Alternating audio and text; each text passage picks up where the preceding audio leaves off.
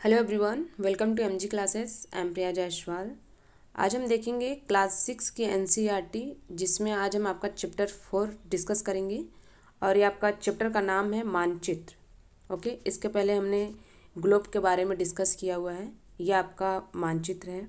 आज इस चैप्टर को अच्छे से हम इसमें डिस्कस करेंगे, ठीक है। तो हमने इसमें पिछले अध्याय में देखे हैं, ग्लोब के बारे में पढ़े हैं कि ग्लोब क्या है। आप पढ़े हो तो अच्छे से पता ही होगा कि ग्लोब की कुछ सीमाएं होती हैं। मतलब ग्लोब ऐसा है कि उसमें हमारी पृथ्वी के बारे में हम अध्ययन कर सकते हैं। उसकी पृथ्वी कैसे मूव करती है, पृथ्वी का आकार क्या है, इसके बारे में अगर हमें जानकारी प्राप्त करनी है तो हम ग्लोब की सहायता लेते हैं, ठीक है। लेकिन अगर हमें जैसे कोई देश है, राज्य है, जिला, शहर, गांव, इनके बारे में अगर हमें अध्ययन करना है तो हमें क्या करना पड़ेगा? मानचित्र की सहायता लेनी पड़ेगी। जब तक हम मानचित्र नहीं बनाएंगे तो हमें पता नहीं चलेगा कि कौन सा देश कहाँ है, कौन सा एरिया कहाँ है, कौन सा गली है ना, राज्य कहाँ है। मतलब ये जो जानकारी है, इसको प्राप्त करने के लिए हमें मानचित्र की सहायता लेनी पड़ेगी।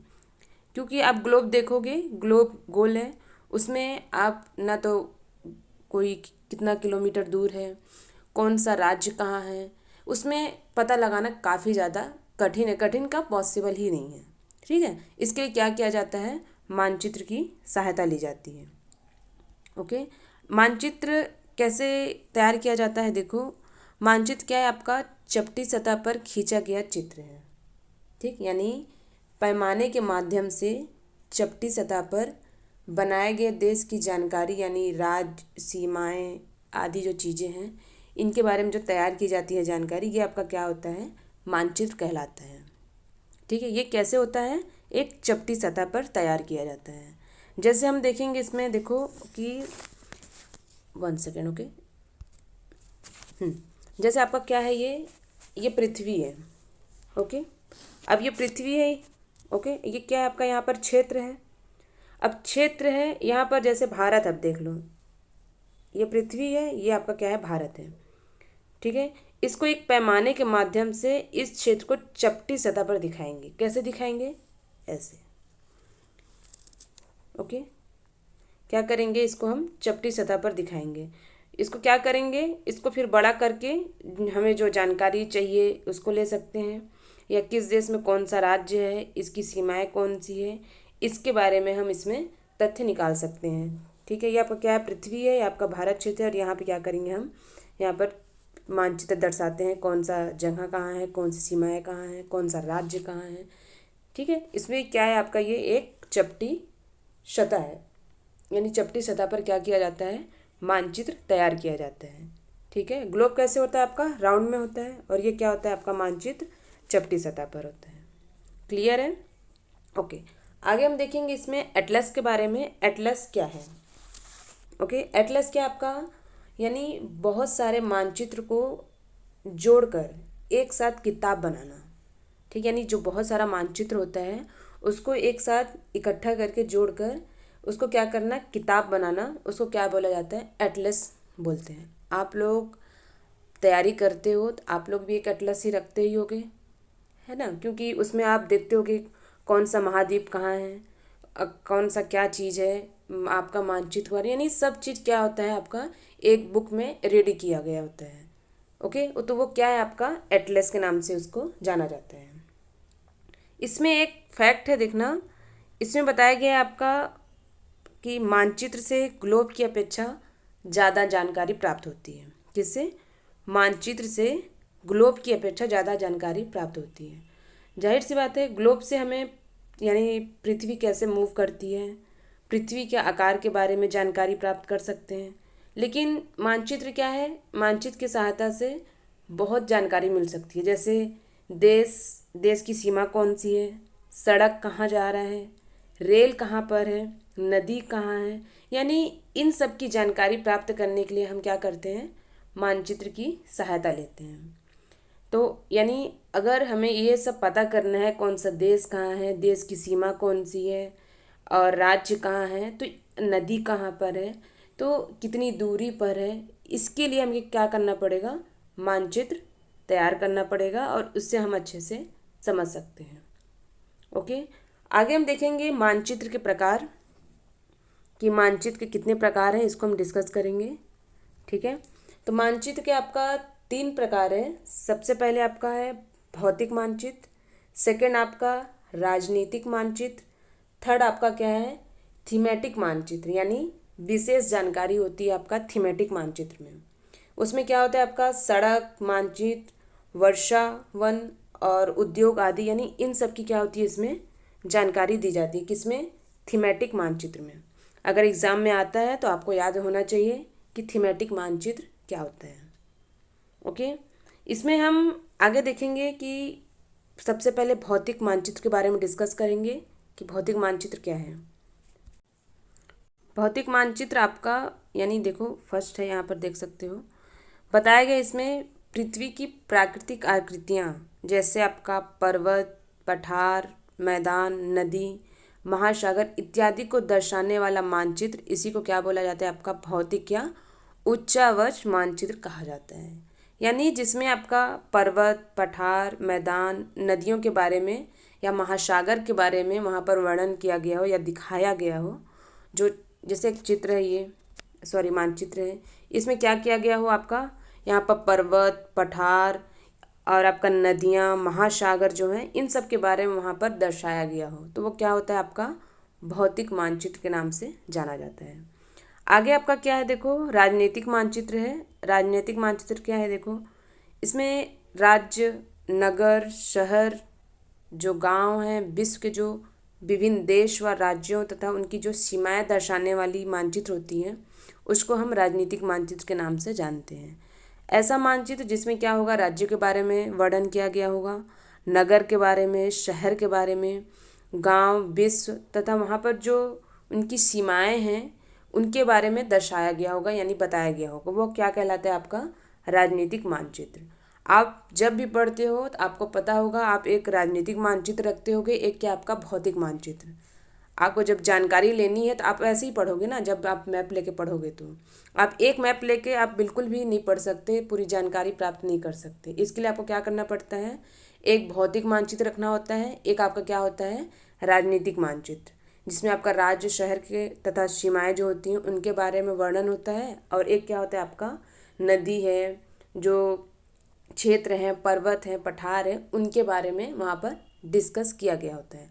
तो उसको क्या करते हो, आप दोनों मैप को पढ़ते हो तो आपको क्या होता है अच्छे से समझ में आता है। ओके, आगे देखेंगे इसमें हम क्या है थीमेटिक मानचित्र। थीमेटिक मानचित्र आपका क्या होता है, इसमें विशेष जानकारी दी जाती है, जैसे आपका सड़क के मानचित्र हैं, वर्षा मानचित्र, वन तथा जो उद्योग आदि वहाँ पर होते हैं, यानी उनके जो वितरण होते हैं उनके दर्शाने वाले मानचित्र यहाँ पर दिखाई देते हैं। यानी इस प्रकार के मानचित्र को हम थीमेटिक मानचित्र के नाम से जानते हैं। यानी थीमेटिक मानचित्र में आपका सड़क मानचित्र, वर्षा, वन, उद्योग आदि, यानी इन सब के बारे में विशेष जानकारी दी जाती है। ये आपका क्या होता है थीमेटिक मानचित्र के नाम से इसको हम समझते हैं। आगे देखते हैं हम इसमें मानचित्र के 3 घटक हैं। फर्स्ट आपका दूरी है, दिशा है और प्रतीक। दूरी क्या होता है, दिशा क्या है और आपका क्या है तीसरा प्रतीक है। इसके बारे में हम इसमें डिस्कस करेंगे। फर्स्ट देखेंगे आपका दूरी, इसको हम अच्छे से समझते हैं पहले। ओके, दूरी क्या है, दूरी जैसे आपका भारत है, भारत में 2 राज्यों के बीच आपका कितना है 500 किलोमीटर का अंतर है। आपको समझना है इसको, ठीक है, तब आपको समझ में आएगा। यानी देखो मानचित्र है, एक आरेखण होता है जो कि पूरे विश्व या उसके एक भाग का छोटा करके कागज के एक पन्नों में दर्शाया जाता है। ठीक है, यानी हम यह कह सकते हैं कि मानचित्र छोटे पैमाने पर खींचे जाते हैं, लेकिन इसे इतनी सावधानी से छोटा किया जाता है ताकि जो स्थान है उनके बीच की जो दूरी है वो वास्तविक रहे। यह तभी संभव हो पाता है कि जब कागज पर एक छोटी दूरी स्थल की बड़ी दूरी को व्यक्त करती हो। यानी जो एक कागज हो आपका, वहाँ पर क्या हो स्थल की जो बड़ी दूरी हो यहाँ पर इसको व्यक्त करती हो, यानी वहाँ पर दर्शाया जाए अच्छे से। इसके लिए क्या किया जाता है, एक पैमाना चुना जाता है और पैमाना को यूज़ करके मानचित्र में दूरी को दर्शाया जाता है, उसकी दूरी कितनी है कितनी नहीं है। जैसे हम समझेंगे इसमें, आपका जैसे भारत है, ठीक, भारत में दो राज्यों के बीच 500 किलोमीटर का अंतर होता है, आपको समझना है ये। ओके, जैसे भारत है, भारत में राज्यों के बीच 500 किलोमीटर का अंतर है, तो मैप इतने बड़े अंतर को दिखाना पॉसिबल तो नहीं है, मैप में तो नहीं दिखा सकते हैं, इसलिए क्या करते हैं, पैमाने के माध्यम से इसको दिखाया जाता है। पैमाना यूज़ करेंगे तभी चीज़ें इसमें अच्छे से समझ में आती हैं। ओके, इसमें आपका देखो, जैसे जैसे मैप भारत का है तो 500 किलोमीटर की वास्तविक दूरी है, लेकिन मैप में 5 सेंटीमीटर में दोनों राज्यों को दिखाएंगे। ठीक है, यानी क्या करेंगे, दोनों राज्यों को क्या किया जाएगा, इसमें 5 सेंटीमीटर की दूरी पर दिखाया जाएगा, इसमें हम दिखाएंगे और इसे हम पैमाना के नाम से जानते हैं। यानी जो दूरी है उसको कम करके हम 500 किलोमीटर की दूरी को हम 5 सेंटीमीटर में दिखाएंगे। ठीक है, यानी इसको को हम क्या करते हैं, पैमाना के माध्यम से तैयार करते हैं। पैमाना का मतलब हम क्या समझते हैं, देखो, पैमाना का मतलब वास्तविक दूरी अपन या अनुपात मानचित्र पर दिखाया गया है। ओके, मानचित्र में हम क्या करते हैं, 500 किलोमीटर को 500, ये रहा आपका 500 किलोमीटर, इसको क्या करेंगे हम 5 सेंटीमीटर में दर्शाते हैं। ठीक है, तो इसका मतलब पैमाना का मतलब क्या हुआ आपका, 500 किलोमीटर को 5 सेंटीमीटर यानी 1 सेंटीमीटर बराबर 100 किलोमीटर। ठीक है, कैसे है, देखो आपका 500 किलोमीटर है, 500 किलोमीटर, तो 500 किलोमीटर, अब इसको कितने में दर्शाया जा रहा है, 5 सेंटीमीटर में। अब 5 सेंटीमीटर है तो इसका मतलब क्या हुआ आपका, 1 सेंटीमीटर बराबर 100 किलोमीटर। ठीक है, इस तरीके से इसको हम दर्शाते हैं। ऐसे ही हम दूसरे राज्यों के साथ की जो दूरी है उसको भी निकाल सकते हैं। अगर आपको पैमाना की अच्छी पकड़ है तो आप क्या करेंगे, किसी भी राज्यों के जो बीच की दूरी है पैमाने के माध्यम से ईजिली आप निकाल सकते हैं। ठीक है, इसको हम अच्छे से समझ सकते हैं। आप जब भी बनाओगे, एक क्वेश्चन भी आता है तो आपको ये पता होना चाहिए कि पैमाना क्या है। ओके, आगे हम इसमें देखेंगे छोटे पैमाने वाले मानचित्र और बड़े पैमाने वाले मानचित्र। जो छोटे पैमाने वाले मानचित्र हैं और बड़े पैमाने वाले मानचित्र हैं उनके बारे में हम डिस्कस करेंगे। पहले हम देखेंगे इसमें छोटे पैमाने वाले मानचित्र, इसमें हम अच्छे से डिस्कस करेंगे। यानी आपका बड़े क्षेत्रफल वाले भाग जैसे महाद्वीप या देश से को कागज़ पर दिखाना होता है ना। यानी जैसे महाद्वीप हैं, जो बड़े वाले क्षेत्र हैं उसको हम क्या करते हैं, छोटे कागज़ पर दर्शाते हैं। ठीक है ना, यानी बहुत बड़े क्षेत्रफल को, महाद्वीप को, देश के बारे में बताना हो तो छोटे कागज़ में हम बताएंगे। तो इसको हम कैसे बताएंगे, जैसे आपका 5 सेंटीमीटर है। ओके, 5 सेंटीमीटर बराबर आपका क्या, कितना है, 500 किलोमीटर। अभी हमने इसके पहले पढ़ा। ओके, यानी आपका 1 सेंटीमीटर बराबर 100 किलोमीटर है ना। कितना है आपका, 1 सेंटीमीटर बराबर 100 किलोमीटर। यानी आपका ये छोटे पैमाने वाला मानचित्र है। इसमें क्या है, बहुत बड़े वाले जो दूरी वाले जगह हैं उसको भी हम क्या करेंगे, छोटे वाले मानचित्र से हम निकाल सकते हैं।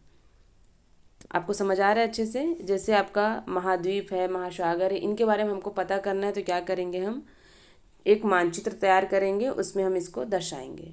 यानी बहुत बड़े वाले जो दूरी वाली जगह है उसको भी क्या करेंगे, हम छोटे पैमाने वाले मानचित्र से ईजिली निकाल सकते हैं। ओके, आगे देखेंगे इसमें हम बड़े पैमाने वाले मानचित्र, इसमें हम इसको अच्छे से समझेंगे। अभी इसके पहले हमने पढ़ा छोटे पैमाने वाले और अभी हम पढ़ेंगे किसको, बड़े पैमाने वाले मानचित्र को। बड़े पैमाने वाले मानचित्र में क्या आपका, जब एक छोटे क्षेत्रफल वाले भाग जैसे आपका गांव है, शहर, इसको हम क्या करते हैं, कागज़ पर दिखाते हैं, तब हम बड़े पैमाने का उपयोग करते हैं।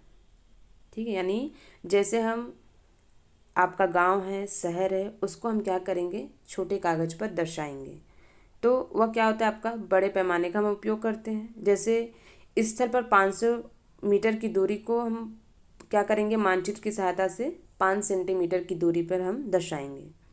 ठीक है, इसको क्या किया जाता है, इस प्रकार के मानचित्र को बड़े पैमाना वाला मानचित्र कहते हैं।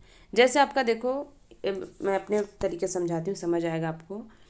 अगर हम क्या करें, इसको हम एक छोटे पैमाने वाले जो मानचित्र है, देखो इसको हम क्या करते हैं, इसमें दर्शाते हैं। जो जो छोटा एरिया, जैसे आपका शहर है, गांव है, इनके बारे में हमको जानकारी प्राप्त करना है, तो इसको हम चित्र में कैसे करेंगे, पैमाने के माध्यम से छोटे पैमाने वाला मानचित्र तैयार करते हैं।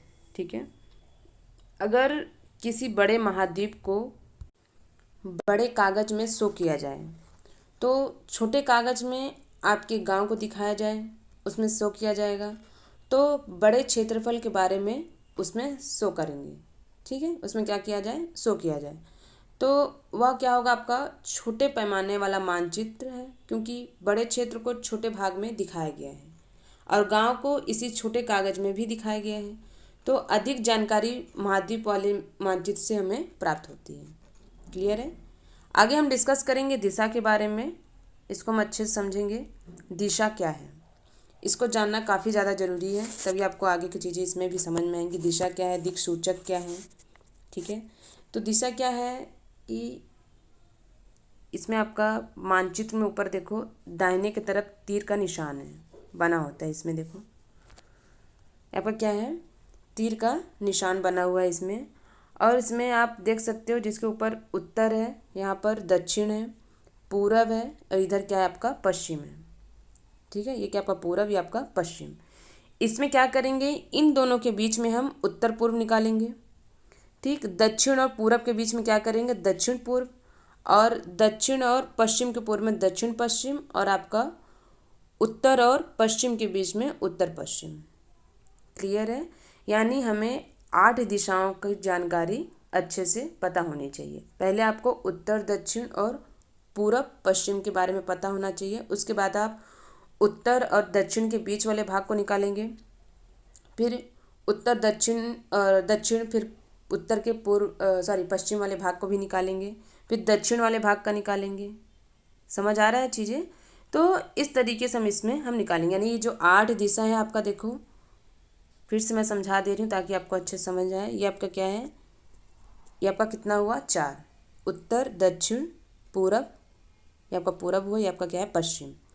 तब हम क्या करेंगे, हम इसमें, ये आपका दक्षिण है, तो ये आपका क्या हुआ, दक्षिण। अब ये पूर्व है, आपका उत्तर है। ठीक है, तो ये उत्तर पूर्व निकालेंगे इसमें हम, और ये क्या है आपका दक्षिण पूर्व निकालेंगे। क्लियर है। अब यहाँ क्या है आपका पश्चिम है, तो पश्चिम में दक्षिण पश्चिम हो गया आपका ये, और यहाँ पर क्या हो गया, पश्चिम और उत्तर, उत्तर पश्चिम। ठीक, यानी आपका कितना हुआ, 8 दिशा इसमें तैयार हुआ। 1 2 3 4 5 6 7 8, कितना दिशा हुआ, ये आपका 8 दिशा हुआ। क्लियर है। आगे हम क्या करेंगे, इसी बिंदु की सहायता से चीज़ों को हम निकालते हैं। इसमें आगे बताया गया आपका प्रधान दिग बिंदु, इसके बारे में हम देखेंगे। यानी जो अधिकतर मानचित्र है, ऊपर दाहिनी की तरफ तीर का निशान बना होता है, जिसके ऊपर में आपका क्या है, उत्तर लिखा होता है, और यह तीर क्या है, निशान उत्तर दिशा की ओर दर्शाता है। इसे हम उत्तर रेखा के नाम से भी जानते हैं। ठीक है, ये क्या कर रहा है, उत्तर की दिशा को दर्शा रहा है, तो उत्तर रेखा के नाम से जानते हैं। और जब आप उत्तर के बारे में जानते हैं, तब आप क्या करेंगे, दूसरी दिशाओं जैसे पूर्व है, पश्चिम है, दक्षिण है, इसके बारे में हम इसको अच्छे से पता कर सकते हैं। ठीक, हमने अभी डिस्कस किया इसको। और 4 मुख्य दिशाओं, यानी आपका उत्तर दक्षिण पूरब एवं पश्चिम को इसमें दिखाया गया है। ये क्या है आपका, वे प्रधान दिग्बिंदु कहे जाते हैं। कौन सा, उत्तर दक्षिण पूरब पश्चिम, ये क्या है आपका प्रधान दिग्बिंदु के नाम से जाने जाते हैं। यानी बीच की जो 4 दिशाएं हैं, आपका उत्तर पूर्व, दक्षिण पूर्व, दक्षिण पश्चिम, उत्तर पश्चिम, इन बीच वाली दिशाओं की मदद से किसी भी स्थान की हम सही स्थिति के बारे में पता कर सकते हैं। जैसे हम इसमें देख सकते हैं, देखो इसमें आपका बताया गया है कि इसमें कुछ क्वेश्चंस हैं, इसको हम उसकी सहायता से बनाएंगे। ठीक है, सबसे पहले हम दिक् सूचक के बारे में जान लेते हैं कि दिक् सूचक क्या है, उसके बारे में क्वेश्चन को बनाएं, क्योंकि आपका क्वेश्चन यहाँ पर नीचे दिया गया है। ठीक है, तो सबसे पहले हम क्या करेंगे, ये प्रतीक है तो हम दिक् सूचक को पहले कंप्लीट करते हैं। तो दिक् सूचक क्या है आपका, किसी भी स्थान और यानी किसी भी स्थान में हम दिशाओं का पता लगा सकते हैं। जैसे एक यंत्र है, ये क्या है आपका, एक यंत्र ही तो है दिक् सूचक। तो इसके माध्यम से दिशा के बारे में हम इजीली पता कर सकते हैं। दिक् सूचक यंत्र को क्या करेंगे हम, दो सुई होती है इसमें, जैसे आप देख सकते हो इधर, और ये दो सुई होती है, एक उत्तर में और एक दक्षिण में, यहीं पर रहते हैं। तो आप कहीं पर जाकर दिक् सूचक यंत्र को ऐसे रखेंगे, तो कहीं पर जाओ आप रखेंगे तो क्या होगा, दोनों सूर्य उत्तर और दक्षिण की तरफ रहेंगे। ठीक है, यानी जो यहाँ पर है ये उत्तर और दक्षिण की तरफ रहेंगे। तो इससे आप पता लगाएंगे कि उत्तर इधर है और दक्षिण इधर है। तो आप पूरब और पश्चिम की जो दिशा है उसके बारे में भी आसानी से पता कर सकते हैं। ठीक है, ये क्या है आपका दिक् सूचक यंत्र है। आगे हम देखेंगे इसमें प्रतीक चिन्ह, प्रतीक के बारे में पता करेंगे। हमने 3 घटक के बारे में देखा। फर्स्ट आपका क्या है, दूरी है, सेकंड आपका दिशा है, थर्ड आपका क्या है, प्रतीक। चीज़ हमेशा याद रखना, जो हमने पैमाने के बारे में भी डिस्कस किया कि छोटे से ज़्यादा बड़ा पैमाना वाला मानचित्र काफ़ी ज़्यादा जानकारी प्रदान करता है। ठीक है, अगर एग्ज़ाम में आए तो आपका ये क्लियर होना चाहिए।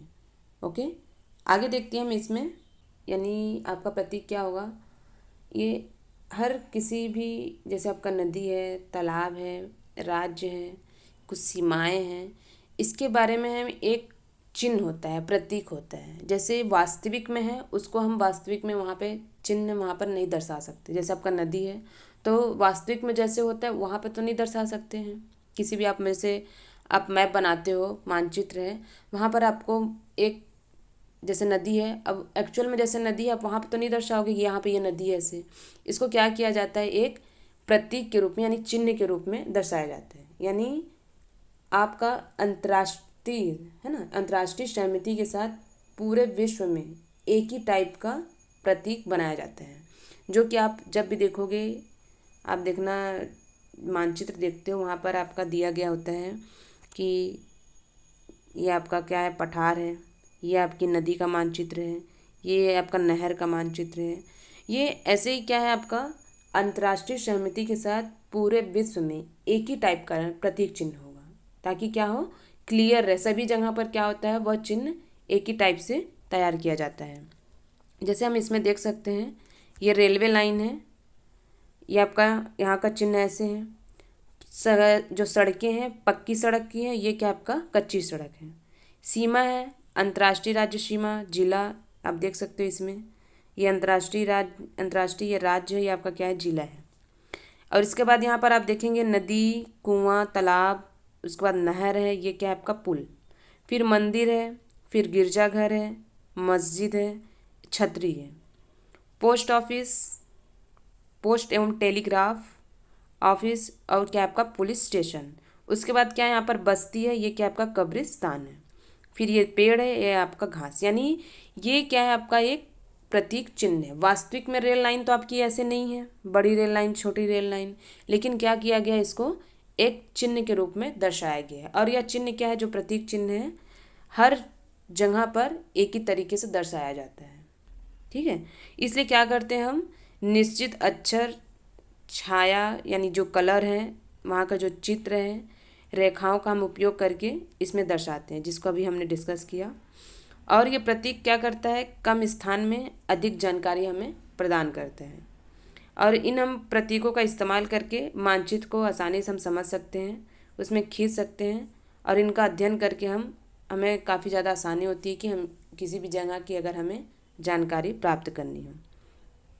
ठीक है, अगर आप एक क्षेत्र की भाषा को नहीं जानते तो आप किसी भी दिशाओं के बारे में नहीं पूछ सकते। ठीक है, तब आप क्या करोगे, इन चिन्हों की सहायता से जानकारी प्राप्त कर सकते हो।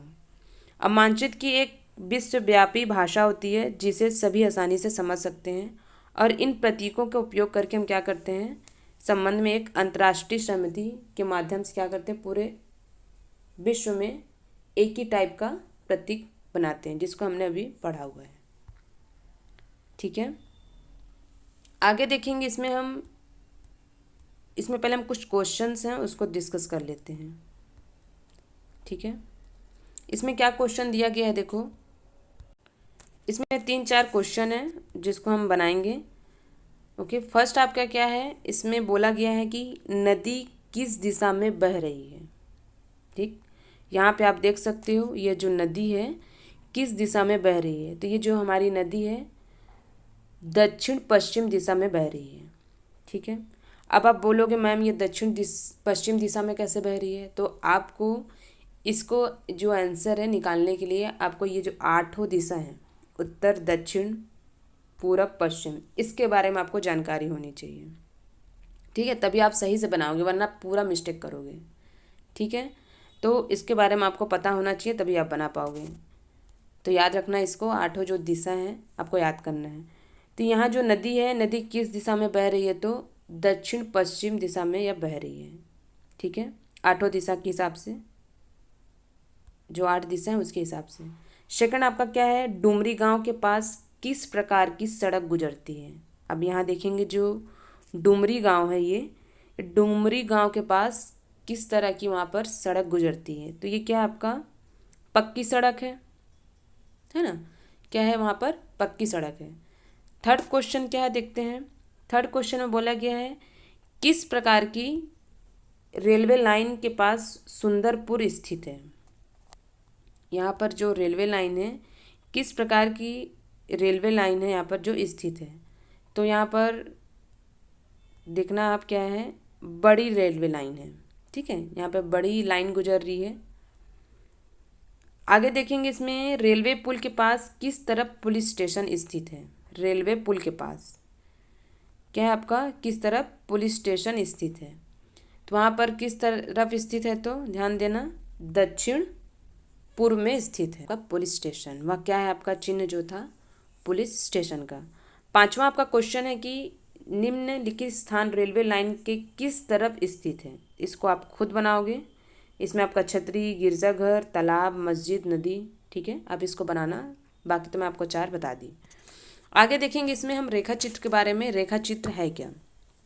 ठीक है, रेखा चित्र के बारे में अगर हम देखें तो रेखा चित्र यानी बिना पैमाने के माध्यम से खींचा जाता है। ठीक है, यानी इसमें किसी पैमाने की ज़रूरत नहीं होती है, बिना पैमाने के माध्यम से खींचा गया चित्र क्या होता है आपका, रेखा चित्र कहलाता है। इसमें कोई भी खास दिशा नहीं होती है, इसको पेपर पेन की सहायता से इसको बनाया जाता है।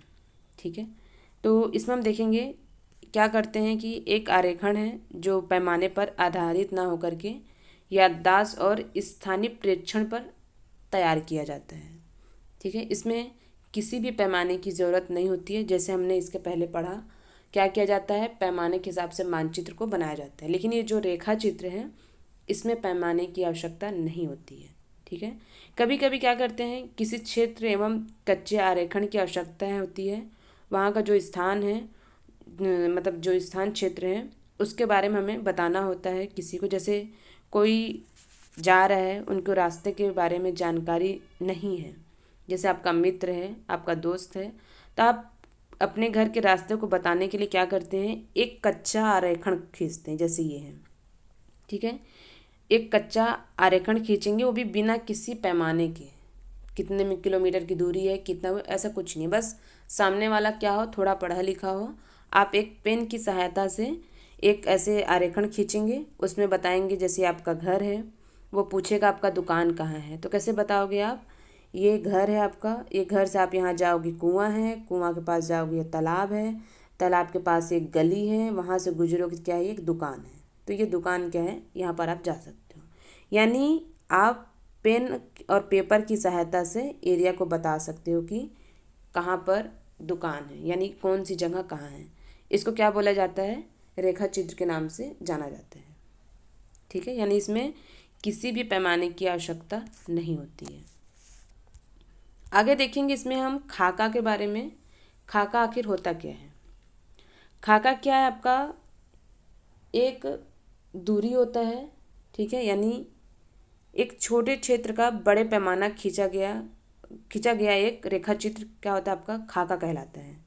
ठीक है, एक बड़े पैमाने वाले मानचित्र से हमें क्या होती है, बहुत सी जानकारियाँ प्राप्त होती हैं, लेकिन कुछ ऐसी चीज़ें होती हैं जिन्हें हम क्या करते हैं, कभी कभी जानना चाहते हैं। जैसे किसी कमरे की लंबाई एवं चौड़ाई जैसे वहाँ का मानचित्र है उसमें दिखाया जाता है।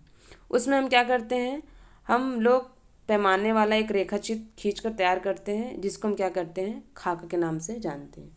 इसमें क्या होगा आपका खाका में दूरी होती है, कोई दिशा नहीं होता है। क्लियर है, इसे रेखा चित्र या खाका के नाम से हम जानते हैं। इसको रेखा चित्र भी बोल सकते हैं या हम खाका के नाम से जानते हैं।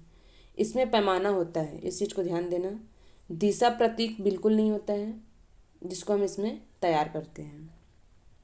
ठीक है, इसमें पैमाने की आवश्यकता होती है, दूरी होती है, कोई दिशा नहीं होती है, दिशा प्रतीक नहीं होता। ये क्या आपका खाका है। एक पेपर पेन की सहायता से भी इसको भी तैयार किया जाता है, लेकिन उसमें क्या होता है, पैमाना इस्तेमाल किया जाता है। ये आपका जो चैप्टर 4 था ये कंप्लीट हुआ, और ये जो क्वेश्चंस हैं आप इसको बनाएंगे। जैसे मानचित्र के 3 घटक कौन कौन से हैं, अभी जस्ट हमने डिस्कस किया है। प्रधान दिग्बिंदु कौन कौन से हैं, मानचित्र के पैमाने से आप क्या समझते हैं, ग्लोब की अपेक्षा मानचित्र अधिक सहायता है क्यों, इसको भी हमने अभी क्लियर किया। मानचित्र एवं खाका के बीच अंतर बताइए। मानचित्र है आपका और खाका है, उनके बीच में अंतर क्या होता है, इसको भी अभी हमने पढ़ा। और कौन सा मानचित्र विस्तृत जानकारी प्रदान करता है। ठीक है, इसमें जो क्वेश्चन आंसर है, जो राइट रॉन्ग है, इसको आप बनाएंगे। ठीक है, ओके, हम नेक्स्ट वीडियो में देखेंगे आपका चैप्टर 5, और जो डाउट होगा आप इसमें आप पूछ सकते हो। ठीक है, ओके, थैंक यू।